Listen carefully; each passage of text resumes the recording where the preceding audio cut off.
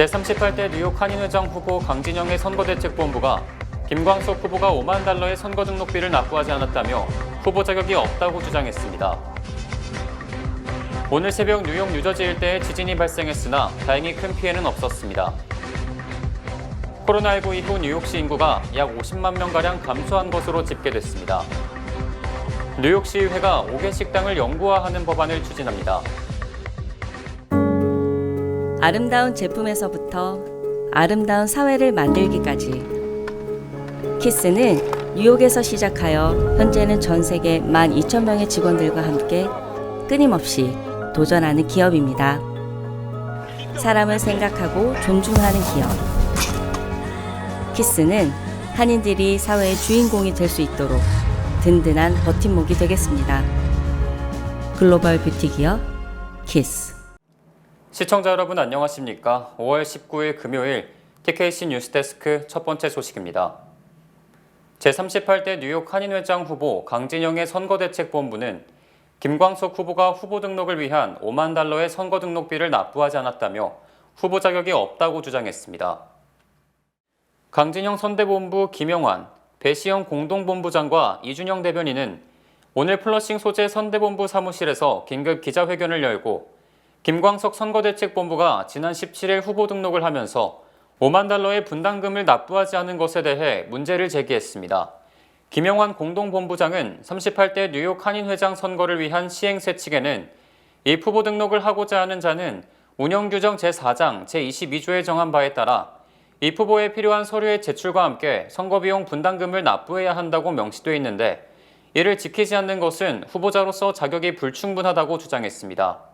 등록비는 각 후보당 $50,000로 규정되어 있는데도 불구하고 분담금을 내지 않고 있는 것은 법을 지켜야 할 한인회장 후보의 정관 자체를 무시하는 것도 모자라서 마지막 시행세칙을 어기고 분담금을 내지 않고 무임승차하겠다는 발상을 받아들여야 하는지 아니면 김광석 씨가 스스로 물러나야 하는지 당사자에게 묻고 싶으며 선관위에서는 법과 원칙에 의거 유권 해석을 내려야 할 것입니다. 이에 대해 김광석 선거대책본부는 뉴욕 한인회 선거관리위원회에서 오늘 24일까지 납부해도 된다고 말해 5만 불을 납부하지 않은 것이라고 말했습니다.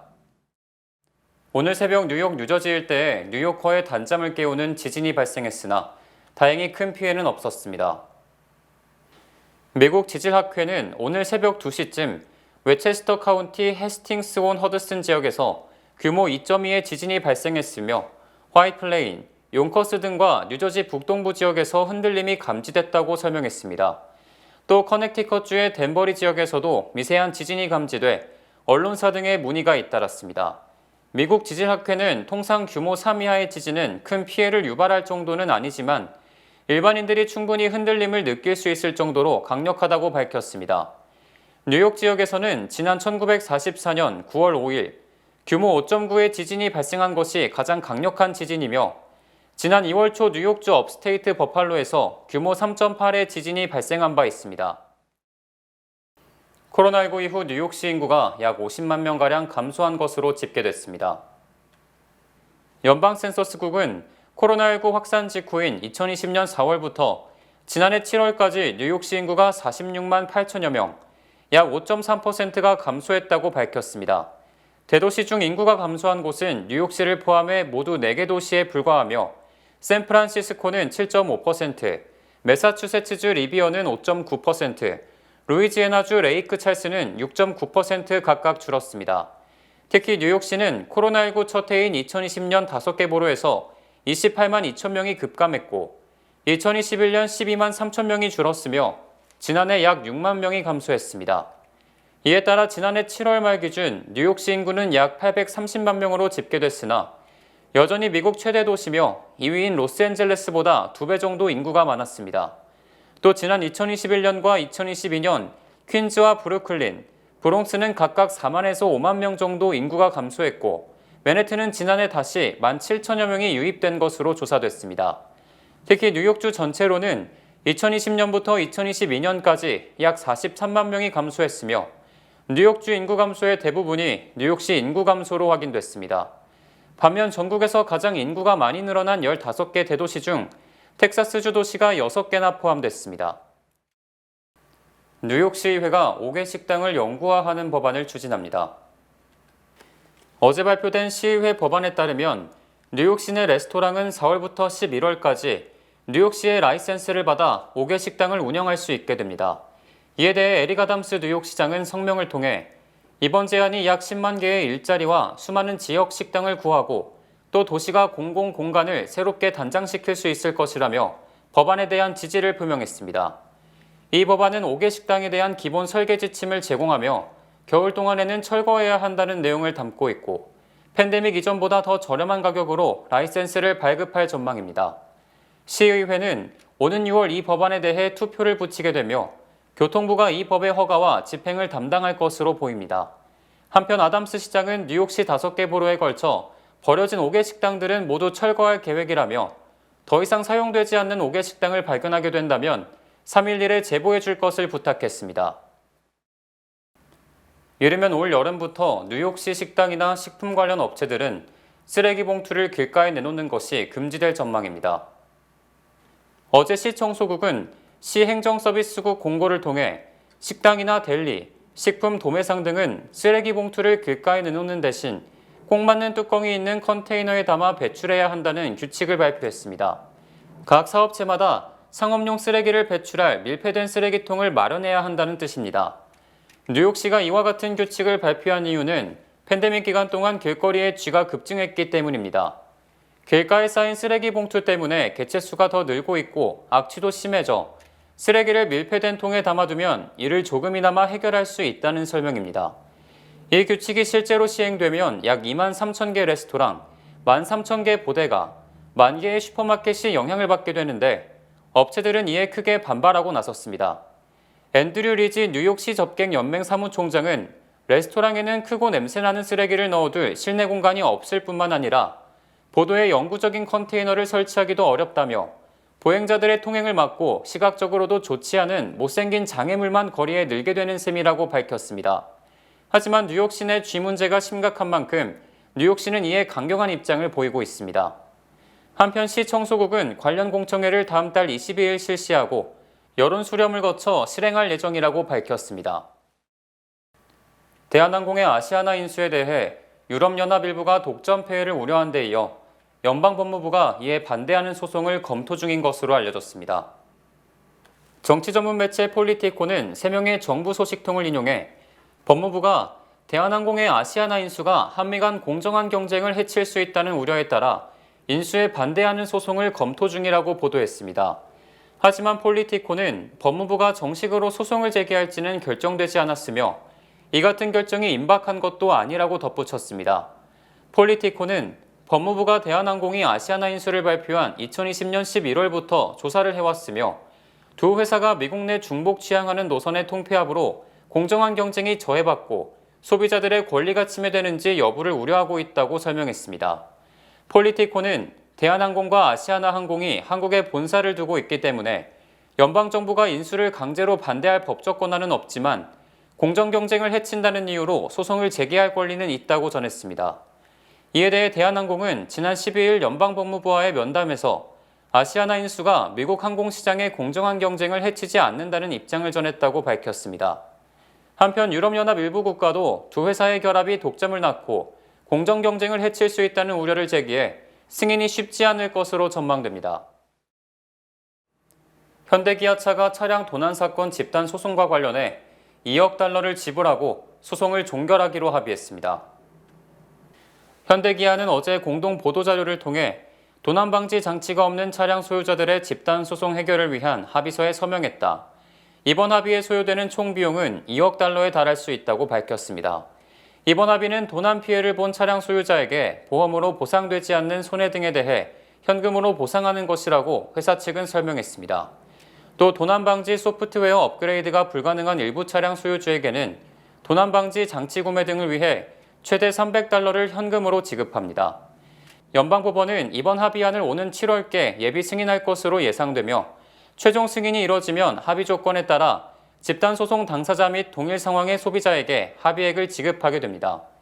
현대기아는 지난 2021년 11월 이전에 생산한 미국에서 판매된 약 830만 대의 도난 방지 장치인 엔진 이모빌라이저를 설치하지 않은 것으로 알려졌으며 미국 내 20여 개 주와 대도시들이 치안 수요 폭주 등을 이유로 앞다퉈 소송을 제기하고 있습니다.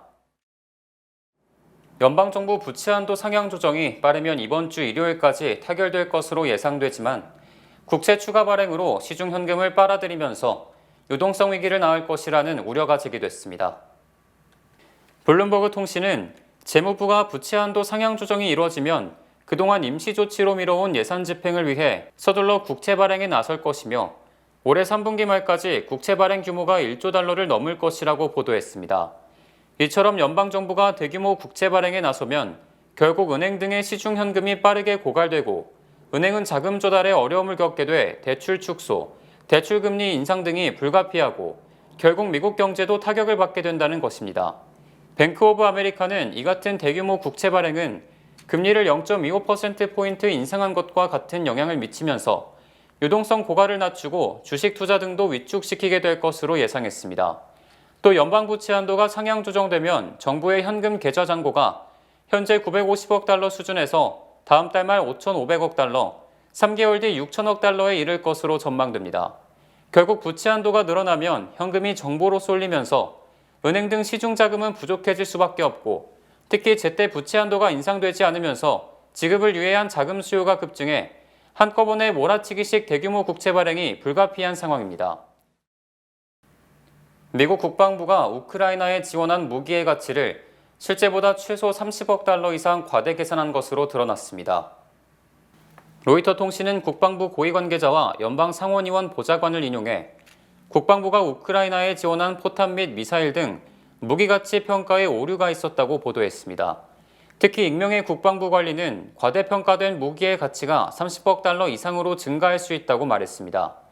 미국은 지난 2021년 8월부터 211억 달러 상당의 무기를 우크라이나에 지원한 것으로 발표됐지만 이 중 일부 무기의 가치가 회계 처리 과정에서 잘못됐으며 실제보다 상당히 부풀려진 셈입니다.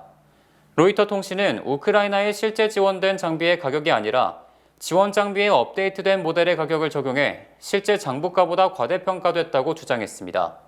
현재 미국은 우크라이나의 추가 지원을 고려 중에 있지만 이번 회계평가 오류로 연방 상원 등에서 긴급 조사에 나섬에 따라 당초 지원 계획이 지연될 것으로 전망됩니다. 미국 집값이 11년 만에 최대 하락폭을 기록하며 본격적으로 거품이 빠지고 있습니다. 전미 부동산 중개인 협회는 4월 미국에서 매매된 기존 주택 중간 가격이 38만 8,800달러로 지난해 같은 기간보다 1.7% 하락했다고 어제 밝혔습니다. 이는 지난 3월에 이어 2달 연속으로 가장 큰 폭으로 집값이 하락한 것이며 역대 최고였던 지난해 6월과 비교했을 때 6%가 급락한 것입니다. 지난달 기존 주택 매매 건수는 전월보다 3.4% 감소한 연일 428만 건으로 집계됐으며 이는 월스트리트저널이 집계한 전문가 전망치와 일치했습니다. 특히 매매 건수는 1년 전보다 23.3% 급감, 모기지 이자 상승 등으로 주택시장이 크게 침체됐으며 최근 15개월 중 14개월이 감소세를 보인 것입니다. 지역별로는 뉴욕 등 북동부 지역 집값은 여전히 상승하는 반면에 빅테크의 대규모 해고 등으로 직격탄을 맞은 서부 지역 집값은 큰 폭으로 떨어지고 있습니다. 서부 지역은 지난달 매매가 1년 전보다 30% 이상 급감했고 3월 중간 판매가는 79만 1,490달러로 지난해 3월 85만 1,130달러보다 7%가 하락했습니다. 전 세계 주요 노선 항공료가 15개월 연속 두 자릿수 상승을 기록했습니다. 파이낸셜 타임스는 항공 분석 기업 시리움의 통계를 인용해 세계 600여 개 주요 항공 노선의 평균 요금 상승 속도가 선진국 물가 기준인 미국 인플레이션보다 2배 이상 빠르다고 보도했습니다. 파이낸셜 타임스는 지난 2월 인기 항공 노선 평균 요금은 1년 전보다 27.4% 올랐으며 이는 미국 소비자 물가 지수가 전년 동기보다 6% 오른 것과 비교했을 때 4.5배가량 상승폭이 더 크다고 지적했습니다. 시리움은 인기 노선 이코노미석 평균 편도 요금이 코로나19 팬데믹 이전보다 크게 올랐다며 구체적 수치를 제시했습니다. 지난 2월 런던에서 뉴욕 간 평균 편도 이코노미석 요금은 343달러로 2019년 2월보다 23%가 올랐으며 뉴욕과 싱가포르는 887달러로 45%가 급등했고 독일 프랑크푸르트와 아랍에미레이트 연합의 두바이는 360달러로 51%가 올랐습니다. 또 유럽과 북미, 중동 노선은 물론 아시아 노선 항공료도 급등해 팬데믹 기간 큰 타격을 입었던 항공사들이 특수를 누리고 있다고 전했습니다. 미국 성인 5명 중 1명이 만성 통증을 경험하는 등 일상생활에 지장을 초래하는 만성 통증에 대한 우려가 커지고 있습니다. 연방질병통제예방센터는 지난 2021년 미국인 5,160만 명, 전체 성인의 21%가 만성 통증을 경험한 것으로 조사됐다고 밝혔습니다. 특히 1,710만 명, 미국 성인의 6.9%는 고충격 만성 통증을 겪었으며 이는 일상생활에 상당한 지장을 주는 만성 통증을 의미합니다. 또 2019년 만성 통증이 없다고 답한 사람 중 그 다음 해에 만성 통증이 발생한 비율이 1000명당 52.4명에 달했으며 고충격 만성 통증을 앓고 있다고 답한 사람은 1000명당 12명으로 조사됐습니다. 이는 당뇨병이 1000명당 7.1건, 우울증이 15.9건, 고혈압이 45.3건인 점과 비교하면 만성 통증이 주요 성인병에 견줄 만큼 일반화됐음을 의미합니다. 만성 통증으로 발생하는 사회적 비용은 1인당 연간 2,000달러 정도며 만성 통증을 덜기 위해 마약성 진통제인 오피오이드 등을 복용하다 중독되는 경우도 적지 않은 것으로 드러났습니다.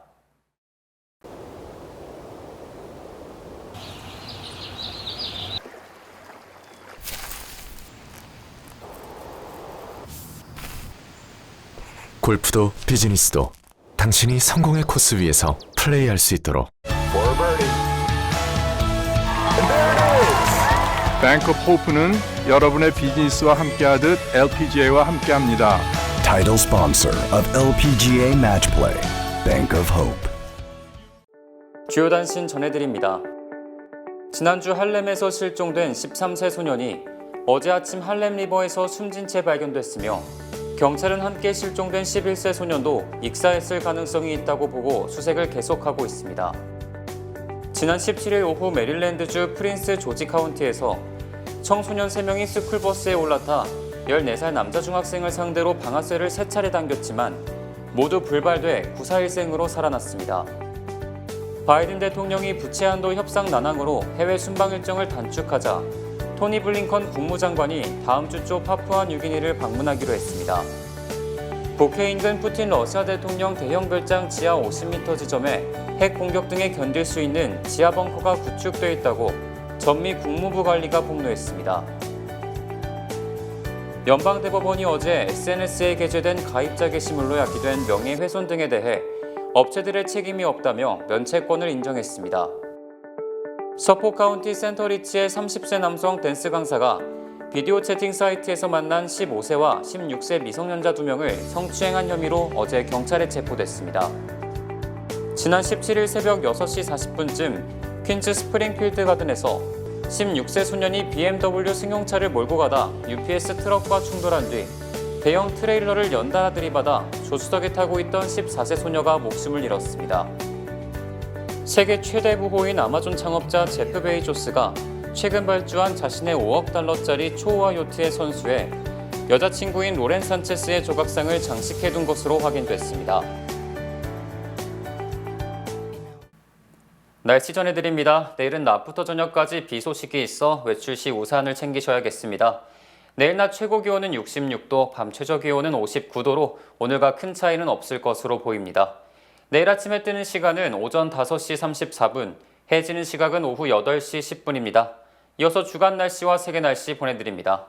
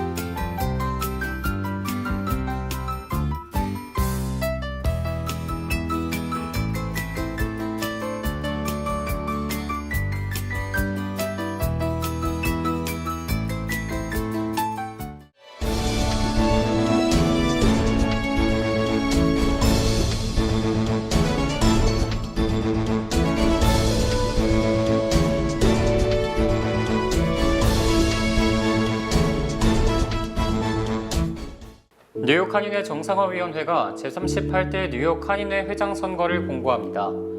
뉴욕 한인회 선거관리위원회는 제38대 뉴욕 한인회장 선거를 6월 11일 일요일 오전 8시부터 오후 7시까지 실시합니다. 입 후보자 등록 및 서류 교부는 5월 11일 목요일부터 17일 수요일 오전 10시부터 오후 5시까지 뉴욕 한인회관에서 진행됩니다. 뉴욕 한인회장 후보자 자격은 이와 같습니다. 1. 회원으로서 선거일 기준 만 30세 이상인 자. 2. 미국 시민권 또는 영주권 소지자. 3. 전과 또는 금치산자, 정신 이상 또는 질병으로 인한 비정상 상태 등의 결격 사유가 없는 자. 4. 출마 자격을 모두 만족하였더라도 금고 이상의 형을 선고받고 그 형이 실효되지 않은 자. 제38대 뉴욕 한인회장 선거는 6월 11일 일요일 실시됩니다. 뉴욕 퀸즈 한인회가 오는 22일 월요일 한인회관 건축기금 마련 골프대회를 하버 링크스 골프클럽에서 개최합니다. 한인회관 건축의 기반 조성과 지역사회 한인의 역량을 결집시키는 취지로 열리는 골프대회인 만큼 한인들의 많은 관심과 후원 부탁드립니다. 참석 신청과 문의는 646-210-4915로 해주시기 바랍니다.